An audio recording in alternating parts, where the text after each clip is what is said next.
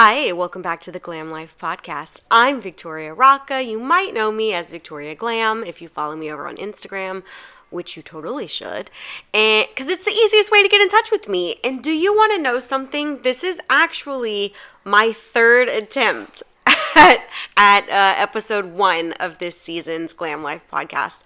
But I am going through some health struggles this year. It started in end of April, beginning of May with shingles virus, and then it just kind of set off into about 100 other different things. Most recently, I have been touring Asia. I was in Southeast Asia, in Indonesia. I went to Bali and Jakarta. I stopped in this place called Narita, right next to Tokyo, and it's like a suburb of Tokyo, I think. Anyway, so I've been kind of around the world in the last 10 days. I started in London, Dubai, Bali, Jakarta, on and on. And I'm sick again because my immune system simply will not fix itself. So that is my very long-winded way of apologizing for my long absence this year. But we are back in action. This season on GlamLife Podcast, I am going to be a little bit more just me and you, a little bit less me and you and guests, because those are my favorite episodes. I like when it's just me and you. So our topic du jour is, can a growth partner actually help you get more clients or students in your PMU business? Now listen, this is a hot topic right now because lots of people are closing their doors forever. And every time I give a little scroll over on Facebook, I'm seeing people in Facebook groups saying, I'm selling all my shit, I'm closing my shop, it's the end of the road for me, permanent makeup is dead, as the economy got worse, I got less and less clients, and at this point I cannot feasibly keep my business open anymore. So let's talk about it. I have worked with more than one agency that claimed to help you get clients, get students, whether that was through running ads or through teaching you techniques that would help you to sell things. And I've got to tell you something. Your price is not the problem. Your price is not the problem. It wasn't then, it isn't now. Even in this economy, the price isn't the issue, because there are plenty of people going out of business who are dropping their prices every single day and they're closing. You can't sustainably stay in business or reliably provide quality services if you're constantly undercutting your price, because at some point something's going to give. Either you're going to give up your insurance, which means that you are unprotected and your client is unprotected, or you're going to give up your licenses, which means that you're working illegally, and who's trying to go to jail? Not me. Or the number one thing, the most likely thing, is that you're going to start buying inferior products, which means that the quality of work is going to go down. You could be freaking Jasmine Debelius, but if you're going to use inferior products that are not stabilized, that are not actually sterilized, you're going to cause issues and trauma for your client, and your work is never going to be as beautiful as it could be if you would just use appropriate, reliable, reputable products, right? Like Brow Sister products, obviously. So what's the deal then? What's the price? If it's not the price, if price isn't the issue, if we're going to stay at our price point, what is the actual issue? The actual issue is you. I'm so sorry. I really set you up there. No, but the actual issue is actually you. It's the fact that you don't think of yourself as selling or as a salesperson. You don't even consider sales part of your job. You are an artist, right? But being a permanent makeup artist, or let's be honest, even being an esthetician or a cosmetologist or a nail artist, anyone who actually provides one-to-one services wears more than one hat. You are not just a technician or an artist. You are also in the business of management, because you have to actually manage your business. Whether you have employees or don't have employees, doesn't matter. If you have employees, that just makes it worse. If you don't have employees, if you work by yourself, you still have to manage the business. You have bills, you have inventory, you have ordering to do, you have licenses and fees and taxes to keep track of, right? So managing the actual business, that's 2 hats that you're wearing. And then on top of that, you got to market the business. So every time you're saying you're so sick of posting on Instagram and it's not getting you anything, Well, some of that is what you're posting. Some of that is the algorithm. Some of that is what you're posting. A lot of that is what you're posting. And then you could post all day and be a great marketer. But if you are not actually putting on a sales cap and going out there and asking for the sale and discussing with people their actual needs and expectations from your services, you're not going to close them. How do they say? A closed mouth doesn't get fed, right? I could go and put billboards out all day long. That doesn't mean that I'm going to have full books. And by the way, that's what Instagram is. Instagram is as many billboards as you want for free. For free. That's never happened in the history of mankind in terms of businesses.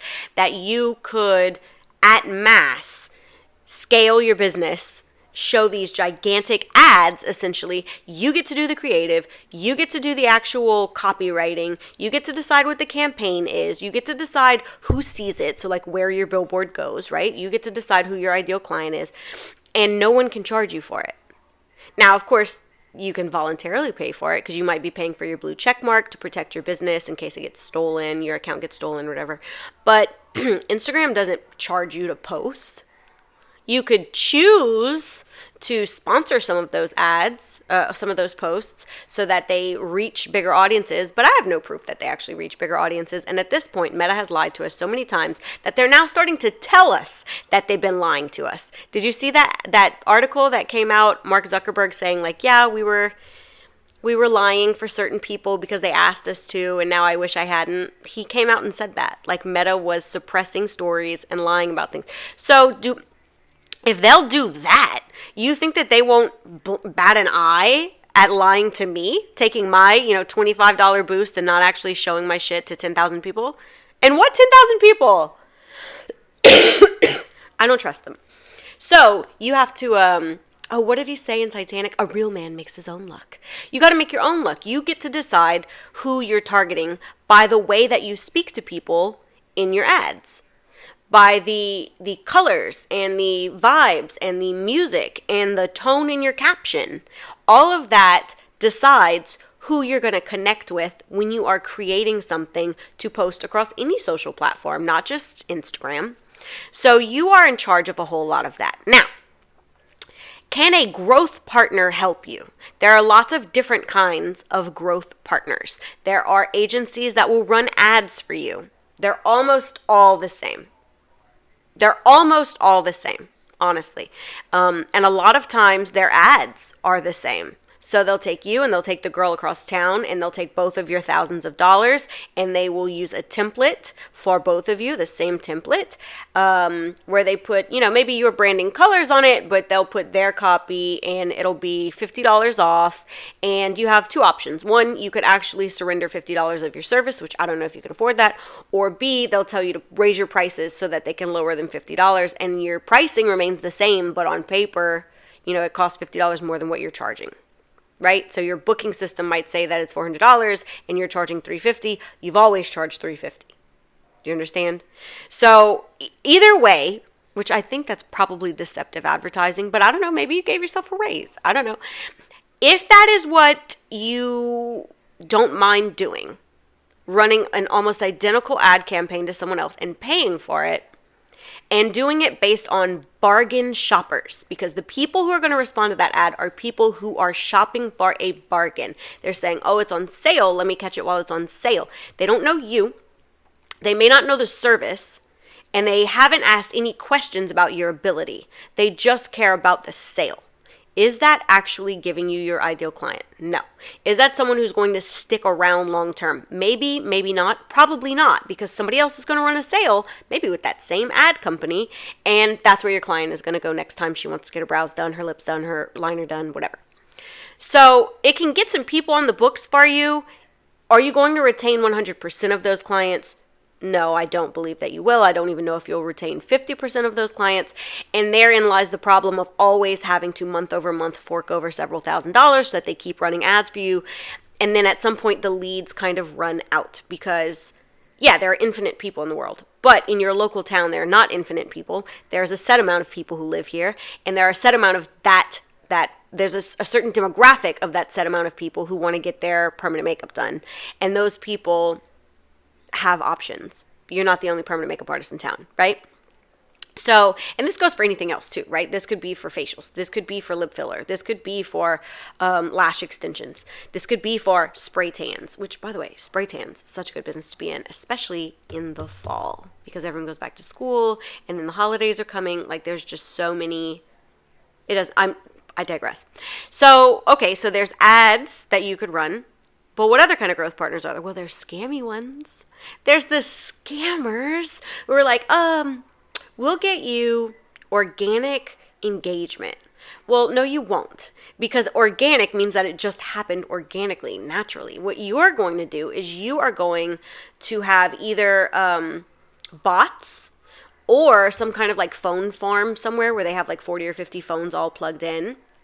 And someone is in charge of that bank of phones where they go and watch your videos on repeat to get you, quote, organic views, but they're not organic. And here's the reason why that doesn't help.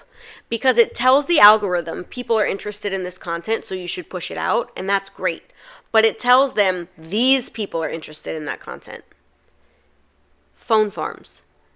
So it's not girls who are looking for brows. It's not girls who are in your local area. So your content is not going to be pushed out to any more of your ideal clients than it already was being. Matter of fact, it'll be pushed out to less because it'll be pushed out to more phone farms. So if that phone farm you bought on Fiverr, buy 5,000 views on Fiverr, then that phone farm might be in India. And all of a sudden you're going to see all of your stuff is being shown in India. You have this huge audience in India and you're like, why? They're not coming to get their lashes done every 2 weeks from me.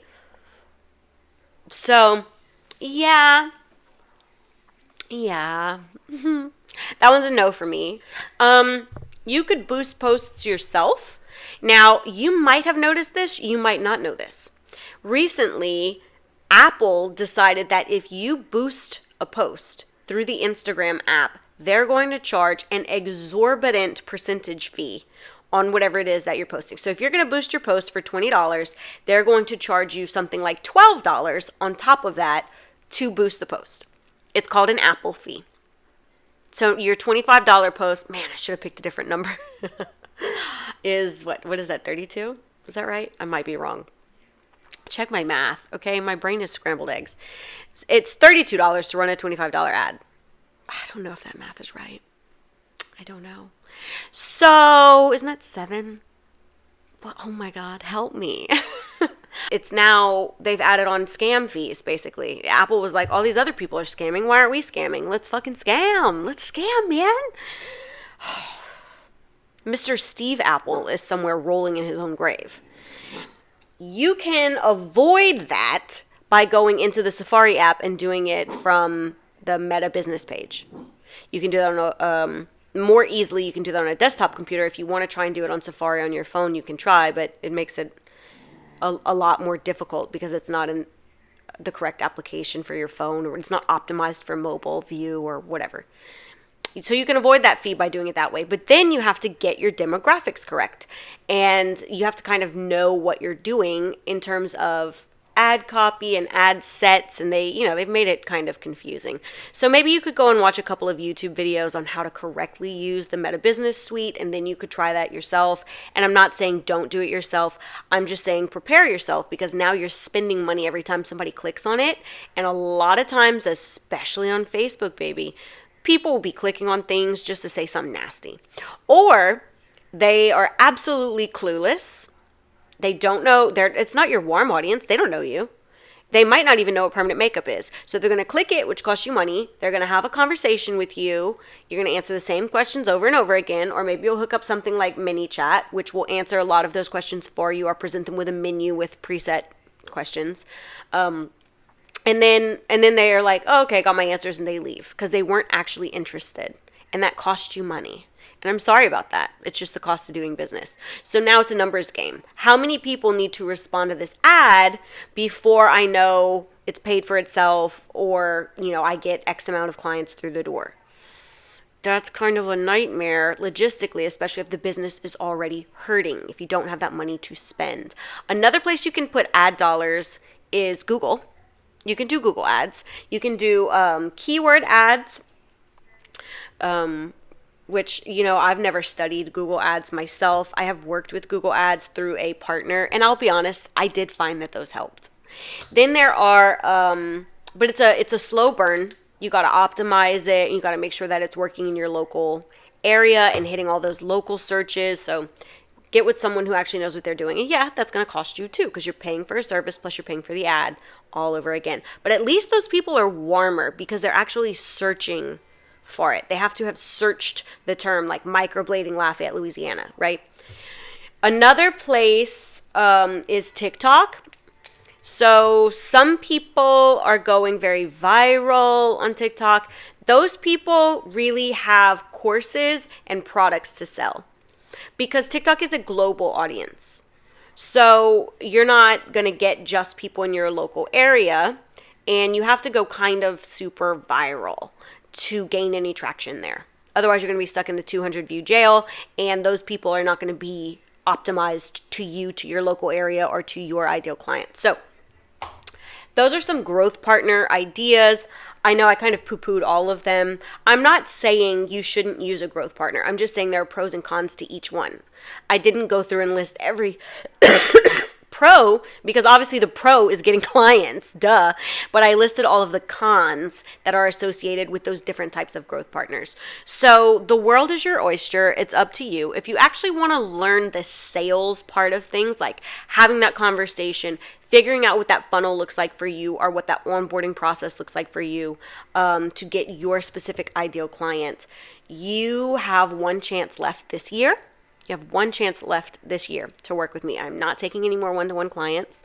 I am currently cooking up something with my friend Katie Schofield. So you can go to vipmumentor.com and join the wait list. Sometime in September, we're going to be launching our mastermind, and this is your last chance in 2024 to work with me as your growth partner.